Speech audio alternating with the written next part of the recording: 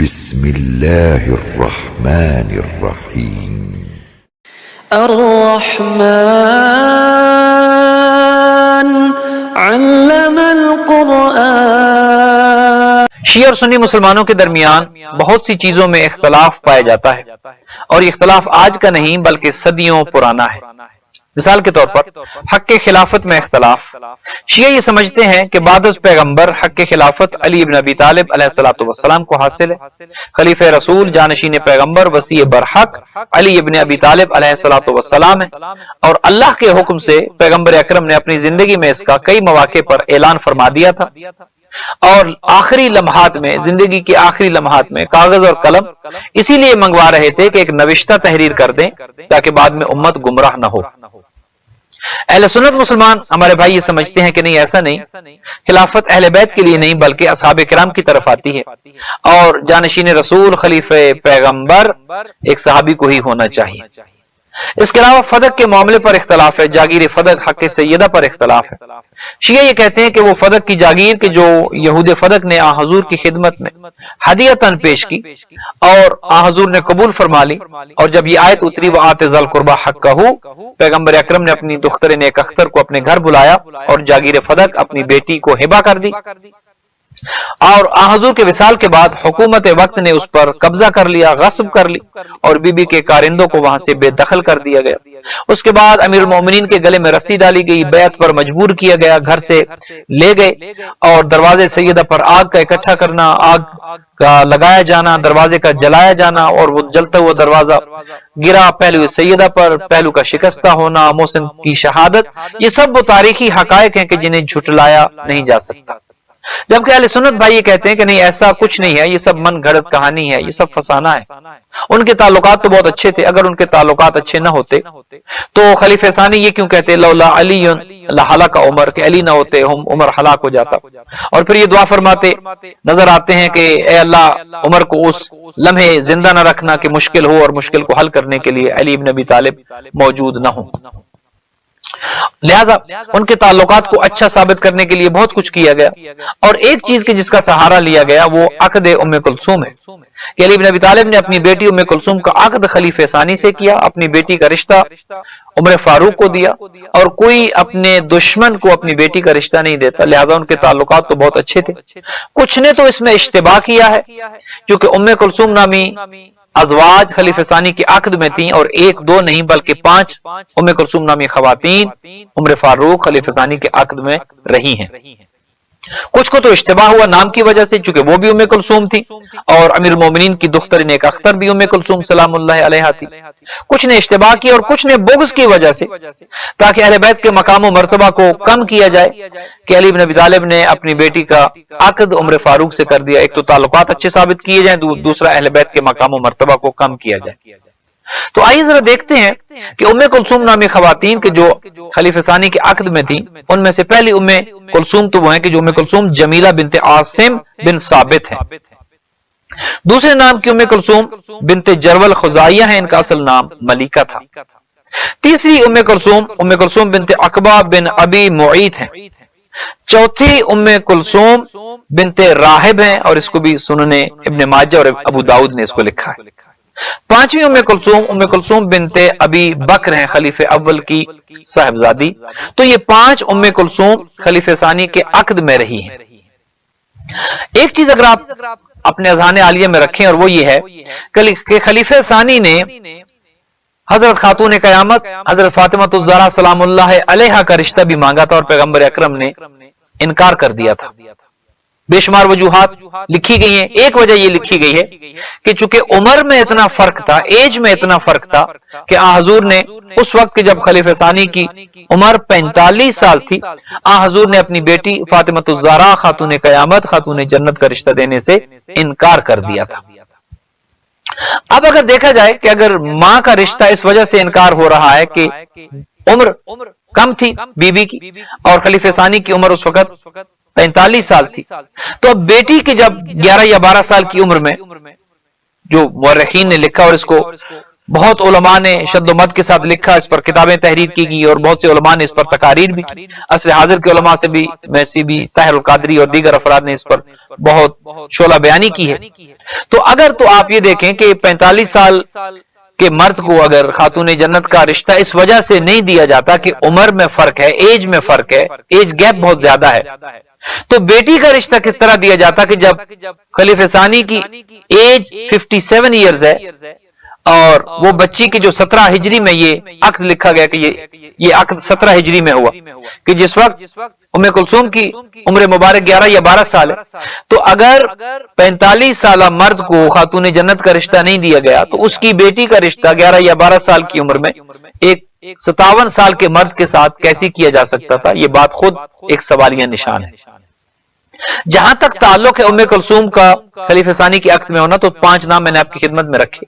ان میں سے ایک نام وہ ہے ام کلثوم بنت ابی بکر کے جو خلیفہ اول کی بیٹی تھی. خلیفہ اول کا جب انتقال ہوا 13 ہجری میں تو ان کی زوجہ اسما بنت امیس جن کے ان کے فرزند محمد بن ابی بکر بھی انہی کے بطن سے تھے، ان کی ایک بیٹی ام کلثوم بھی اسما بنت امیس کے بطن سے تھی ابو بکر کی. تو خلیفہ اول کی وفات کے بعد اسما بنت امیس امیر المومنین کے نکاح میں آ گئی. علی بن ابی طالب سے انہوں نے نکاح کر لیا اور اپنے دونوں بچوں محمد بن ابی بکر اور یہ بچی ام کلثوم کی جس کی ابھی ولادت بھی نہیں ہوئی تھی، یہ ام کلثوم خلیفہ اول کی وفات کے بعد پیدا ہوئی ہیں.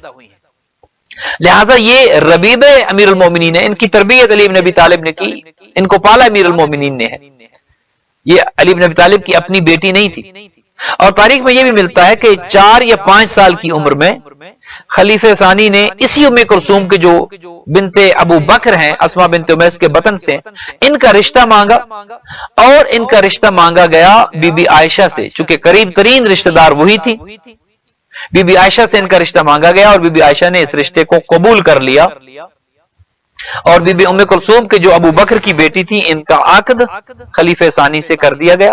اور مورخین نے اس ام کلثوم کو ام کلثوم بنت علی بن ابی طالب لکھا ہے کہ جو درست نہیں ہے، ایج کا اتنا زیادہ فرق بنتا ہے. اور اس کے بعد ایک اور مورخین نے جو اس میں چیز لکھی ہے وہ یہ کہ یہ ام کلثوم ان میں سے ایک بیٹا بھی تھا زید نامی بیٹا کہ جو خلیفہ ثانی سے تھا، اور ان ام کلثوم اور ان کے بیٹے زید دونوں کی وفات ایک ہی دن ہوتی ہے اور جنازہ عبداللہ ابن عمر پڑھاتے ہیں. امام حسن مجتبی علیہ الصلوۃ والسلام کا یہ زمانہ ہے. تو یہ ام کلثوم کے جو خلیفہ ثانی کے عقد میں تھی ان میں سے بیٹا زید تھا اور زید اور ان کی ماں ام کلثوم دونوں کا انتقال ایک ہی دن ہوتا ہے اور عبداللہ ابن عمر جنازہ پڑھاتے ہیں. تو یہ ام کلثوم تو امام حسن مجتبی علیہ الصلوۃ والسلام کے زمانے میں اگر ان کا انتقال ہوتا ہے، ماں اور بیٹا ایک ہی دن دونوں کا انتقال ہوتا ہے، تو وہ ام کلثوم کے جو امیر المومنین کی صاحبزادی ہیں وہ تو 61 ہجری میں کربلا میں موجود ہیں. شیعہ اور سنی سب نے لکھا. اور 61 ہجری میں کربلا میں موجود ہونے کے بعد پھر اسیر ہو کے شام جاتی ہیں، پھر واپس کربلا آتی ہیں اور پھر جب مدینہ جاتی ہیں تو ان کے اشعار شیعہ اور سنی سب نے لکھے ہیں کہ مدینہ تو جدنا لا تقبلینا.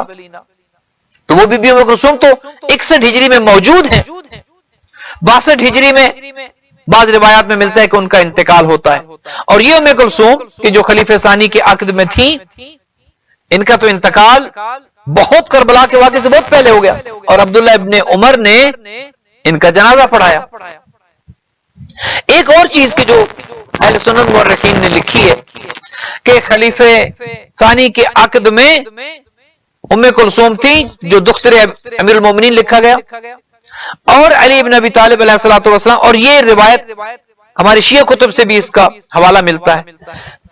لیکن ایک چیز قابل غور ہے اور وہ یہ ہے کہ ہماری کتب کے جو کتب احادیث ہیں کتب اربعہ ان کا نام ہی کتب اربعہ ہے. ہمارے بھائیوں کی جو احادیث کی کتب ہیں انہیں کہتے ہیں صحاح ستہ، وہ 6 کتابیں جو صحیح ہیں. ہم تو اپنی کتابوں کو صحیح نہیں کہتے، ہم تو کہتے ہیں کتب اربعہ. ہماری کتابوں میں کمزور روایتیں بھی ہو سکتی ہیں.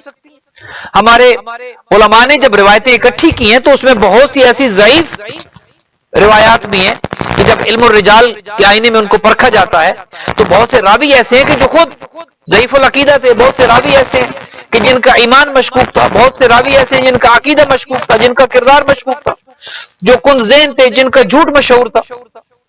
لہٰذا ہم اپنی کتاب کو صحیح نہیں کہتے، اور ہم یہ دعویٰ نہیں کرتے کہ ہماری کتب اربعہ میں ہر حدیث صحیح ہے. ہمارا تو عقیدہ یہ ہے کہ ہر حدیث کو قرآن کی روشنی میں پرکھا جائے، اور اگر قرآن کے خلاف ہے تو اس کو رد کر دیا جائے، اور اگر قرآن کے مطابق ہے تو اس کو قبول کر لیا جائے. لہٰذا ہم اپنی کسی کتاب کو صحیح نہیں کہتے. ہماری کتب میں بے شمار ایسی روایات ہیں، اور یہ روایت کے جو الاستبصار میں ہے یا تہذیب الاحکام میں یہ روایت ہے. پہلی بات تو یہ کہ اس روایت کے راوی ہی جھوٹے ہیں، اور اہل سنت کے علماء نے خود ان کو، چونکہ یہ کافی نام جو ملتے ہیں کہ یہ روایت جو سب سے زیادہ روایت یہ آئی ہے وہ زبیر بن بکار سے آئی ہے، اور زبیر بن بکار کو میزان الاعتدال نے جھوٹا کہا کہ یہ راوی جھوٹا تھا. اس کے علاوہ عمر بن دینار سے آئی ہے، احمد اور نسائی نے اس کو جھوٹا لکھا ہے، نسائی نے ان کو جھوٹا کہا ہے. اس کے علاوہ سلمان بن خالد سے یہ روایت ہماری کتب میں آئی ہے، جس کو تنقیح المقال نے، صاحب تنقیح المقال نے اس کو یہ لکھا ہے کہ یہ فرقہ زیدیہ سے تھا، یہ تو شیعہ اثنا عشری تھا ہی نہیں. اس کے علاوہ حماد بن یزید ان کے راویوں میں آتا ہے، اور یہ خود اس کے بارے میں علامہ حلی لکھتے ہیں کہ یہ خود ضعیف العقیدہ تھا. اور زبیر بن بکار کے بارے میں تو میزان الاعتدال میں یہ ہے کہ وہ ناسبی تھا. لہذا بہت سے ایسے راوی کی جن کی روایتیں آپ علم الرجال میں انہیں دیکھیں کہ کس نے روایت کی، اس نے کس سے سنا، اس سے کس سے سنا، ان کا حافظہ کتنا تھا، ان کا کردار کیسا تھا، وہ جھوٹے تھے یا سچے تھے، کس قبیلے سے تعلق تھا، کس خاندان سے تعلق تھا. یہ پورا ایک علم ہے، فقط یہ نہیں کہ کسی کتاب میں کوئی حدیث لکھی گئی ہے تو وہ حرف آخر ہے. لہذا یہ جن راویوں سے یہ روایتیں آئی ہیں گو کہ یہ لکھا گیا ہے، لیکن ہم ان راویوں کو صحیح نہیں مانتے، سند ہی صحیح نہیں ہے. تو جب اس کی سند ہی ضعیف ہے، لہذا محمد بن اسحاق اور اس طرح کے جتنے بھی افراد ہیں ان سب کے بارے میں مالک نے، سلیمان نے، تمیمی نے ان کو جھوٹا لکھا ہے. لہذا وہ جو روایات ہیں، پہلی بات تو یہ کہ ہم یہ نہیں کہتے کہ ہماری کتب میں ہر روایت صحیح ہے، ان کے راویوں کو دیکھا جائے، علم الرجال کے آئینے میں ان کو دیکھا جائے، اس کی اسناد کو دیکھا جائے.